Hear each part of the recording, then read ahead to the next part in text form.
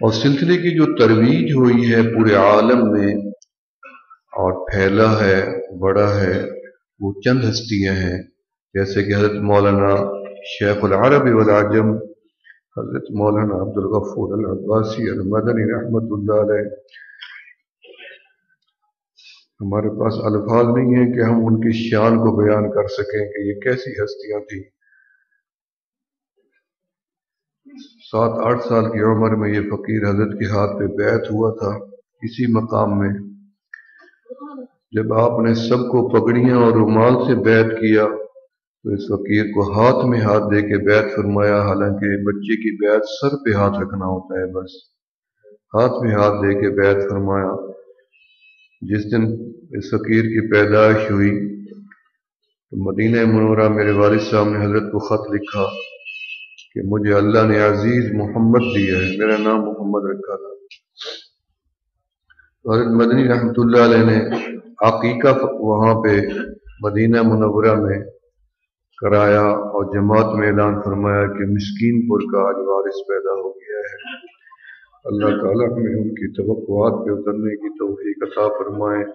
جو دعائیں توجہات وہ ڈال کے گئے ہیں وہ آپ کے سامنے ہیں۔ اللہ تعالیٰ اس مقام کو آباد رکھیں۔ ہم تو چلے جائیں گے، مر جائیں گے، لیکن یہ مقام تو ہمیشہ رہے گا۔ اللہ اس کو آباد رکھے، قیامت تک آباد رکھے۔ فقیروں کا ڈیرا ہے۔ میرے حضرت خواجہ فضل علی قریشی رحمۃ اللہ علیہ 70 سال گزر گئے، میں اللہ کے گھر میں کھڑا ہوں۔ پچھلے ہفتے میں حضرت کے مزار پہ گیا، مجھے اتنی خوشبو آئی حضرت کی قبر سے، میں آپ کو بتا نہیں سکتا، ایسی خوشبو تھی، میں رک گیا۔ میں نے کہا یا میرے مولا، 70 سال گزر گئے اس فقیر کو دنیا سے گئے ہوئے، اس بزرگ کو، آج بھی ان کی قبر سے خوشبوئیں آ رہی ہیں۔ تو اس کا مقصد ہے یہ کہ یہ فیض قیامت تک جاری رہے گا، اس کی کوئی حد نہیں ہے، کوئی حد بندی نہیں ہے کہ 6 مہینے سال تک، یہ قیامت تک جاری رہے گا انشاءاللہ تعالی۔ آپ دیکھ رہے ہیں دن بدن اکابرین کی توجہات اور سرپرستی خانقاہ کے اوپر ہے، علماء ہیں، مفتی ہیں، مشائخ ہیں، اللہ نے سب کو اس خانقاہ کے ساتھ جوڑا ہے۔ پاکستان کا کون سا کونا ہے جہاں اس خانقاہ کی نسبت والے لوگ موجود نہ ہوں، بلکہ اب تو دنیا جہان کے اندر اس خانقاہ کی نسبت والے لوگ موجود ہیں۔ صرف حضرت کا نام لیتے ہیں اور ان کو کیفیات حاصل ہو جاتی ہیں اور ان کی حالت بدلنے لگ جاتی ہے نام سن کے حضرت کے۔ تو حضرت نے یہاں اتنی ذکر کروایا کہ کسی نے ایک حضرت کے خادم سے پوچھا کہ آپ کے زمانے میں کتنی مراقبہ ہوتا تھا؟ انہوں نے کہا کہ عشاء کی نماز پڑھ کے بس بیٹھتے تھے اور صبح کی اذان ہو جاتی تھی، پتہ بھی نہیں چلتا تھا۔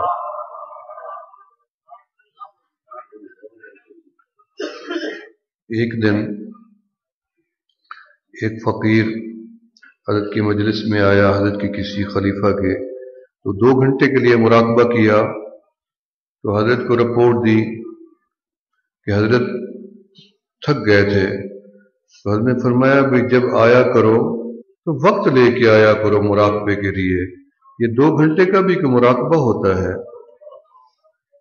جب انسان کو مقام احسان حاصل ہو جاتا ہے پھر یہ گھنٹے کیا ہوتے ہیں اور منٹ کیا ہوتے ہیں۔ آپ حضرت رابعہ بصریہ کو دیکھ لیں جنہوں نے اپنی زندگی اللہ کی محبت میں فنا کر دی تھی اور رہتی دنیا تک اپنا نام لکھوا گئی ہیں عشاق میں، کہ اگر مرد عاشق رسول عاشق مولا ہو سکتا ہے، عورت بھی دیوانی ہو سکتی ہے اللہ کے عشق میں، اللہ کی محبت میں۔ ایک بزرگ نے ایک دیوانی کو دیکھا، اشعار پڑھتی جا رہی تھی، انہوں نے اشعار قریب سے جا کے سنے تو اللہ کی تعریف تھی، مولا کی تعریف تھی، تو ان کی زبان سے بے ساختہ نکلا سبحان اللہ۔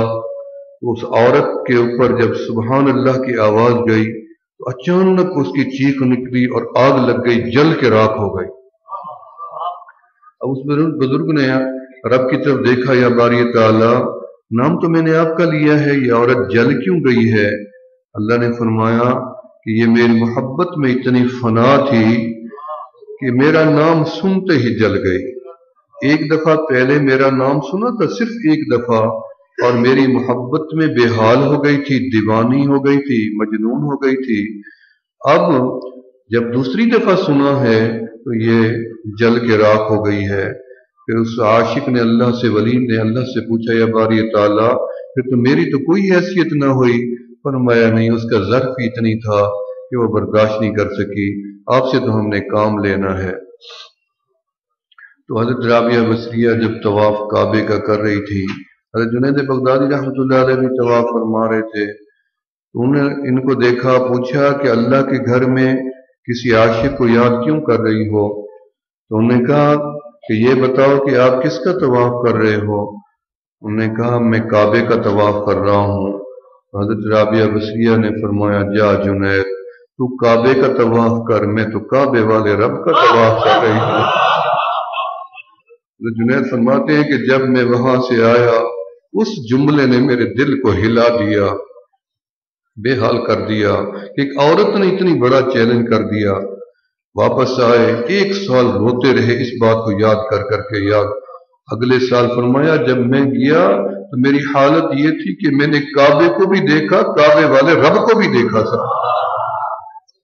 بات تو عشق کی ہے، آپ اللہ کو ہر جگہ دیکھ سکتے ہیں، بات محبت کی ہے، اللہ ہر طرف ہے، ہر جگہ ہے، یہاں ہے، وہاں ہے، جدھر جائیں اللہ تو ادھر ہی ہے۔ آپ کو یقین آ جانا چاہیے کہ اللہ موجود ہے، سامنے موجود ہے، ہمارے قریب موجود ہے۔ حضرت شیخ ابو الحسن شاذلی رحمۃ اللہ علیہ، جن کے سلسلے کی نسبت بھی اس فقیر کے پاس موجود ہے، مدینہ منورہ میں ایک بہت بڑے شیخ ہیں، 120 سال عمر ہے، شام کے شیخ سعد الدین الشاذلی، اب بھی زندہ ہیں۔ انہوں نے اس فقیر کو نسبت دی ہے اجازت، اور وہ حضرت مدنی رحمۃ اللہ علیہ سے ان کی پہلی بیعت تھی، حضرت مولانا غفور مدنی عباسی رحمۃ اللہ۔ انہوں نے جنگل کے راستے میں ایک بندے نوجوان کو تنہا دیکھا، نماز پڑھ رہا ہے۔ جب وہ فارغ ہوئے تو ان کو کہا کہ اے جوان، آپ کو پتہ نہیں ہے آپ تنہا عبادت کیوں کر رہی ہیں؟ تو منع ہے، آپ تنہا نہ زندگی گزاریں، مفرد یہ جو رہبانیت ہے دین اسلام میں جائز نہیں ہے۔ اس نوجوان نے حضرت سے یہ جواب دیا کہ آپ مجھے تنہا کیوں سمجھ رہی ہیں؟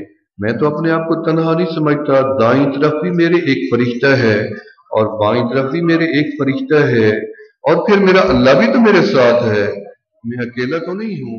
اب جن کو اللہ پہ